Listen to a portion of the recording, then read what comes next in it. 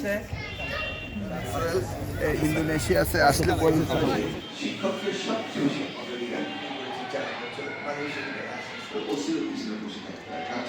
শিক্ষাঙ্গনে তারা ব্যাপক ধস নামানোর চেষ্টা করেছে, কারণ তারা জানে যে বাংলাদেশকে ধ্বংস করতে হলে শিক্ষায় ধ্বংস করতে হবে। সেই কাজটি তারা সুন্দরভাবে করেছিল। সিলেবাস কারিকুলাম কিভাবে নষ্ট করেছে আপনারা যারা শিক্ষক রয়েছেন তারা আপনারা দেখেছেন। আপনার সৃজনশীল পদ্ধতি আপনাদেরকে দেওয়া হয়েছিল, কিন্তু সেই সৃজনশীল পদ্ধতিতে তারা কোনো ট্রেনিংয়ের ব্যবস্থা করেনি। সৃজনশীল পদ্ধতিটি কিন্তু শুরু হয়েছিল অনেক আগেই। আমাদের সময় আমরা গবেষণা করে এটাকে একটা পর্যায়ে নিয়ে এসেছিলাম এবং আমাদের প্ল্যান ছিল পর্যায়ক্রমে পাইলটিং করে আমরা দেব, তবে শিক্ষকদের আগে ট্রেনিং দেওয়াবো। তারা সেটা করেনি, হুট করে করেছে।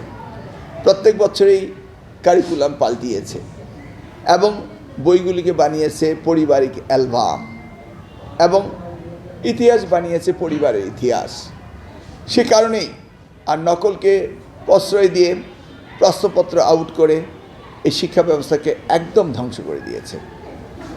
অর্থাৎ এদেশে আর কোনো কিছু প্রয়োজন নেই, নিউক্লিয়ার বোম, অ্যাটম বোম ফালানোর দরকার নেই, শিক্ষা ধ্বংস করলেই আমাদের দেশ ধ্বংস, এই ব্যবস্থাটি করেছে। প্রশাসনে যারা এসছে তাদের ভিতরে গত 15 বছর দেখবেন তাদের পড়াশোনা তেমন একটি নেই, তদবিরের মধ্য দিয়ে দলীয় কারণে তারা দায়িত্ব পেয়েছে। ঢাকার পুলিশ কমিশনার বলেছে 90,000 পুলিশ নিয়োগ দিয়েছে রাজনৈতিকভাবে। এই যদি একটি রাষ্ট্রের সক্ষমতা অর্জন করে তাহলে বুঝতেই পারেন। বিশেষ প্রশাসনে 2001 সালে আমরা আসার পরপরই 200 নম্বর ভাইভাকে 100 নম্বর করেছিলাম।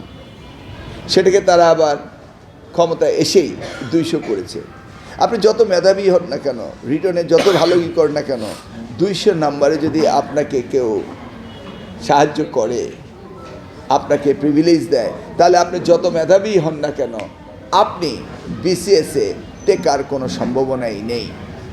জানি না কয়জন কিভাবে, ঠিক আছে, আপনি যদি এর একটা তদন্ত করেন তাহলে বেরিয়ে আসবে কি পরিমাণ দুর্নীতি বিসিএসে হয়েছে। তার মানে রন্ধে রন্ধে দুর্নীতি, তার মানে লেয়ারে লেয়ারে তারা তাদের নিজস্ব লোক বসিয়েছিল, ভেবেছিল তারা ক্ষমতার মসনদে থাকবে।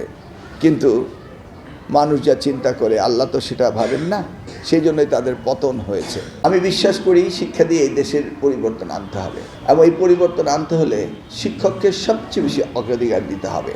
ভারত শিক্ষায় আমাদের চেয়ে অনেক এগিয়ে, যে যাই বলুক না কেন আমরা তো জানি।